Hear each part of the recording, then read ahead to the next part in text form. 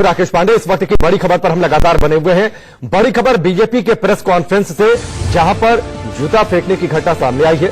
GVL Narasimha press conference कर रहे थे, उन पर जूता फेंका गया। प्रेस कॉन्फ्रेंस के दौरान भूपेंद्र यादव भी उनके साथ मौजूद थे। बीजेपी हेडक्वार्टर की पूरी घटना है, जहां पर साध्वी प्रज्ञा को लेकर प्रेस कॉन्फ्रेंस चल रही थी और इसी दौरान जीवीएल नरसिम्हा पर जूता फेंका गया।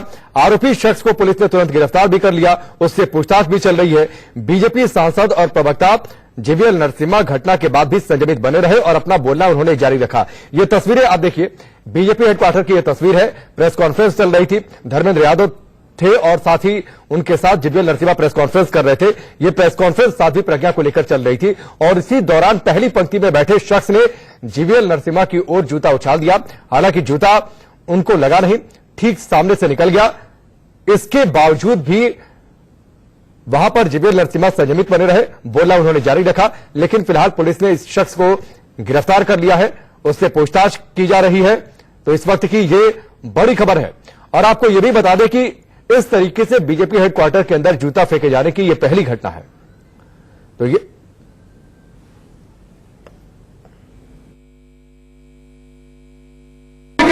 उसकी पिटाई करते हुए उसको लेके जा रहे हैं।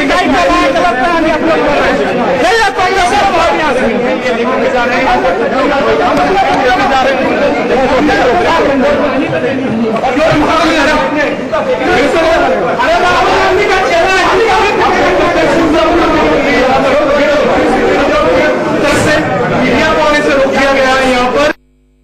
तो जिस युवक ने बीजेपी नेता भूपेंद्र यादव जीवीएल नरसिम्हा पर जूता फेंका है, आप देख सकते हैं यहाँ पर इसी कमरे में सिक्योरिटी गार्ड उसको लेकर के गए हैं। बीजेपी की कार्यालय प्रभारी महेंद्र पांडे जी, क्या कहेंगे सर, जूता फेंका की युवक ने? अभी जिसने फेंका ये भी मालूम नहीं है। हमने पुलिस को बुलाया है, वो अपने आप पूछताछ करेगी अभी थोड़ी देर में। अभी तो कारण को ऐसी घटना सर कभी बीजेपी ऑफिस में ऐसे होती नहीं थी, अनप्रेसिडेंटेड है और कुछ पता नहीं है कि उसने क्यों किया है सर। तो ये तो महेंद्र पांडे जो कि बीजेपी मुख्यालय के प्रभारी हैं, उनका यही कहना है कि युवक ने जूता क्यों फेंका, अभी इस बात की जांच की जाएगी। पता नहीं है युवक कौन है और यहाँ पर क्यों आया था, किस लिए उसने जूता फेंका, हमें भी कुछ के साथ संजय शर्मा।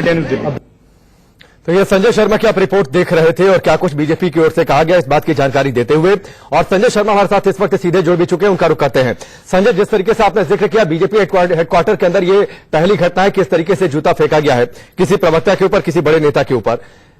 एक विजिटिंग कार्ड मिला है, ये जानकारी मिल रही है। उस विजिटिंग कार्ड पर शक्ति भार्गव नाम लिखा हुआ है। तो ये शक्ति भार्गव नाम का ही शख्स है जिसने जूता फेंका या फिर किसी और का विजिटिंग कार्ड था? क्या कुछ पूरी जानकारी उस शख्स को लेकर? संजय हमारे साथ जुड़े हुए, एक बार फिर से हम उनका रुख करते हैं। संजय, जिस शख्स ने जूता उछाला उस शख्स के पास से जानकारी यह है कि एक विजिटिंग कार्ड मिला है, उस पर शक्ति भार्गव नाम लिखा हुआ है। तो ये विजिटिंग कार्ड खुद उसी का है या फिर किसी और का? इस शख्स के बारे में क्या कुछ और जानकारी आपके पास?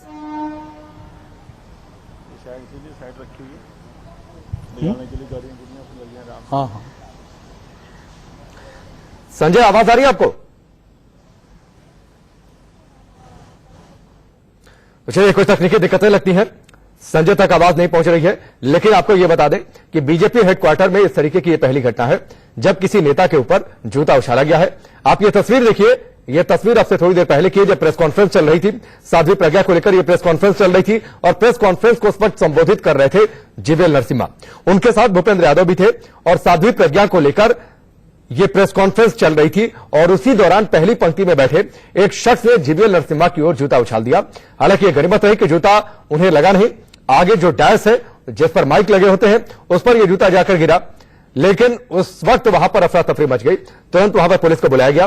पुलिस इस शख्स को लेकर गई है अपने साथ, थाने में उससे पूछताछ कर रही है और यह जानकारी लेने की कोशिश कर रही है इस शख्स के बारे में, पूरी जानकारी की आखिरकार ये वहां पर किस मकसद से पहुंचा था। हालांकि आपको यह भी बता दें कि बीजेपी हेडक्वार्टर की सुरक्षा काफी पुख्ता रहती है और जहां पर प्रेस कॉन्फ्रेंस होती है वहां तक सिर्फ पत्रकारों को ही पहुंचने की इजाजत होती है। तो सवाल यह भी है कि आखिरकार यह शख्स वहां तक कैसे पहुंचा। दो तस्वीरें आपकी टेलीविजन स्क्रीन पर है। पहली तस्वीर प्रेस कॉन्फ्रेंस की है जहां पर जीवीएल नरसिम्हा पर जूता उछाला गया, प्रेस कॉन्फ्रेंस के दौरान की तस्वीर है और उसके बाद जो वहां पर बीजेपी के लोग मौजूद थे, तुरंत इस शख्स को उन्होंने पकड़ा, पुलिस को वहां पर बुलाया गया और पुलिस के सुपुर्द कर दिया गया। प्रेस कॉन्फ्रेंस ये चल रही थी, जब ये घटना हुई उस दौरान जीवीएल नरसिम्हा लगातार बोल रहे थे, उसके बाद भी उन्होंने बोलना अपना जारी रखा। तुरंत जो सुरक्षाकर्मी वहां पर मौजूद थे वो सुरक्षाकर्मी सुरक्षा कर्मियों ने इस शख्स को पकड़ लिया और उसके बाद पुलिस के हवाले कर दिया गया। संजय हमारे साथ जुड़ चुके हैं, एक बार फिर से उनका रुख करते हैं। संजय, एक बार फिर से वही सवाल, इस शख्स के बारे में क्या कुछ और पुख्ता जानकारी, क्योंकि सवाल यही है कि यह शख्स कौन है, इसने जूता क्यों उछाला। इस शख्स के पास से एक विजिटिंग कार्ड मिला है जिस पर शक्ति भार्गव लिखा हुआ है, तो क्या यह शक्ति भार्गव नाम का ही शख्स है? क्या कुछ जानकारी आपके पास?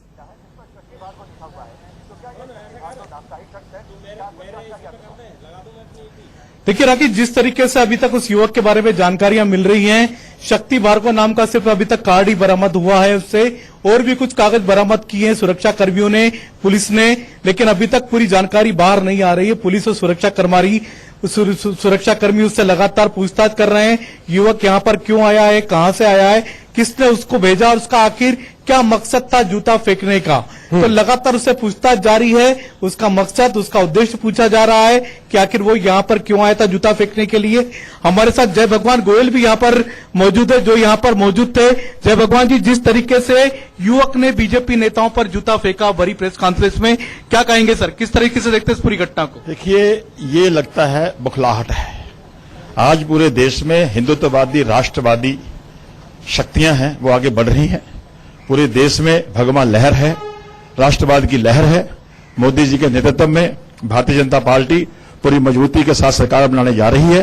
और साध्वी प्रज्ञा, जिनको भगवा आतंकवाद का नाम दे करके 9 साल, दिग्विजय सिंह, जिन्होंने भगवा आतंकवाद का लफ्ज पैदा करके पाकिस्तान के अकाओं को मजबूती दी थी, आतंकवाद को मजबूती दी थी, उसके खिलाफ भारतीय जनता पार्टी ने उनको मैदान में उतारा है। और आज ये बौखलाहट नजर आ रही है कि लोग घबरा रहे हैं कि जैसे उन्होंने भगवा आतंकवाद क्या करके पूरे हिंदुस्तान, पूरी दुनिया में हिंदुत्व को, राष्ट्रवाद को बदनाम किया था, उससे इनका जो पर्दा है वो फांस हो रहा है।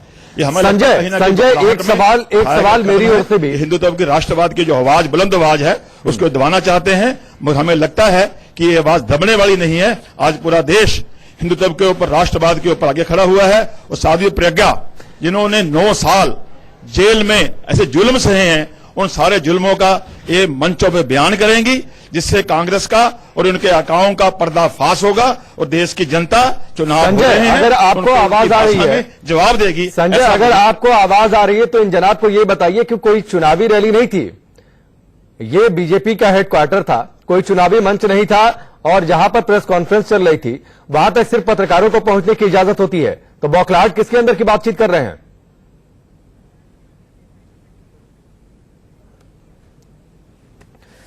तो चलिए एक बार फिर से हम संजय का रुख करेंगे, लेकिन ये तस्वीर देखिए, ये तस्वीर आपसे थोड़ी देर पहले की ये तस्वीर है, बीजेपी हेडक्वार्टर की ये तस्वीर है, जब प्रेस कॉन्फ्रेंस चल रही थी साध्वी प्रज्ञा को लेकर, और उसी दौरान जीवीएल नरसिम्हा पर यह जूता उछाला गया। और जब ये जूता उछालने की घटना हुई, उस वक्त उसके बावजूद वहां पर थोड़े समय के लिए तो जरूर अफरा तफरी मची, लेकिन जो सुरक्षाकर्मी मौजूद थे उन्होंने तुरंत इस शख्स को पकड़ा, अपने कब्जे में लिया, उसे बाहर लेकर गए, पुलिस के हवाले किया, और उसके बाद भी प्रेस कॉन्फ्रेंस चलती रही। जीवीएल नरसिम्हा ने बोलना अपना जारी रखा। कोई बहुत आक्रामक प्रतिक्रिया जीवीएल नरसिम्हा की ओर से नहीं आई। यह जरूर कहा गया बीजेपी की ओर से कि यह पता किया जाएगा कि आखिरकार यह शख्स कौन था, किसके कहने पर किया, और अगर किसी के कहने पर किया तो यह बेहद दुखद है, अमर्यादित आचरण है, और लोकतंत्र में इसके लिए कोई जगह नहीं। और वाकई सच भी है, लोकतंत्र में इस तरीके की घटनाओं की कोई जगह नहीं होती। आप किसी से असहमत हो सकते हैं, लेकिन इस तरीके का आचरण, किसी के ऊपर जूता उछाला जाना, यह बिल्कुल भी ठीक करार नहीं दिया जा सकता। और इससे पहले आपको तस्वीरें याद होंगी कि किस तरीके से पी चिदंबरम पर कांग्रेस के हेडक्वार्टर में जूता उछाला गया था। अरविंद केजरीवाल पर भी जूता फेंकने की घटना और स्याही फेंकने की घटना सामने आ चुकी है। तो इस तरीके की घटनाएं पहले भी हुई हैं, लेकिन इस तरीके की घटनाओं को लोकतंत्र में बिल्कुल भी ठीक नहीं ठहराया जा सकता। अगर आपको कोई असहमति है तो अपनी असहमति आप जताइए, अपनी बातचीत रखिए, और फ्रीडम ऑफ एक्सप्रेशन के अंतर्गत यह सबको अधिकार मिला हुआ है कि अपनी असहमति जताएं, लेकिन इस तरीके का अमर्यादित आचरण लोकतंत्र में बिल्कुल भी ठीक नहीं। और खास तौर पर उस दिन, आज 12 राज्यों की 95 सीटों पर वोट डाला जा रहा है, लोकतंत्र का सबसे बड़ा पर्व देश मना रहा है, देश के कुछ हिस्से में वोट डाले जा रहे हैं, और उस दिन बीजेपी हेडक्वार्टर में इस तरीके की घटना शर्मनाक है। अगेंस्ट बीजेपी पार्टी के अगेंस्ट एक एंगर या फ्रस्ट्रेशन का सिंबल बन जाएगा। अब कौन है वो, क्या है, अब पार्ट ऑफ इन्वेस्टिगेशन, और उससे पहले कोई, मुझे लगता है उस पर कोई टीका टिप्पणी करना उचित नहीं है। कौन आदमी है, उसका मानसिक स्थिति क्या है, क्या मोटिव है उसका, क्यों वो आया है, मुझे लगता नहीं है कि पुलिस इन्वेस्टिगेट कर रही है उसके बाद, लेकिन इन सब चीज से कुछ होता नहीं है। ये इशू बनाया है उसने, आप मेरे से चर्चा कर रहे हैं, तो इतना ही और कुछ नहीं। एक मथुरा से रिलेटेड क्वेश्चन सर, जिस तरह से हम देख रहे हैं कि बीजेपी के सामने तो उत्तर प्रदेश सरकार में ऊर्जा मंत्री श्रीकांत शर्मा को आप सुन रहे थे और उन्होंने कहा कि इस बात को लेकर इन्वेस्टिगेशन जारी है कि आखिरकार ये शख्स कौन था, इसने क्यों जूता फेंका। इस बात को लेकर पूरी जानकारी जुटाई जा रही है और पुलिस का जो अपना काम है वो पुलिस अपना काम करेगी। इस बात का जिक्र करते हुए ऊर्जा मंत्री श्रीकांत शर्मा उत्तर प्रदेश सरकार में। चलिए एक बार फिर से ये तस्वीर आप देखिए, ये तस्वीर जो आज की सबसे शर्मनाक तस्वीर है। लोकतंत्र पर इसे आप काला धब्बा कहिए, क्योंकि देश के कुछ हिस्सों में लोकतंत्र के सबसे बड़े पर्व के तहत वोट डाला जा रहा है। 12 राज्यों की 95 सीटों पर लोकसभा चुनाव 2019 के तहत वोट डाले जा रहे हैं। देश की जनता अपने उम्मीदवार तय कर रही है, उनका जनप्रतिनिधि कौन होगा यह तय कर रही है। वहीं देश की एक बड़ी पार्टी के हेडक्वार्टर में इस तरीके से किसी नेता पर जूता उछाला जाना बेहद शर्मनाक।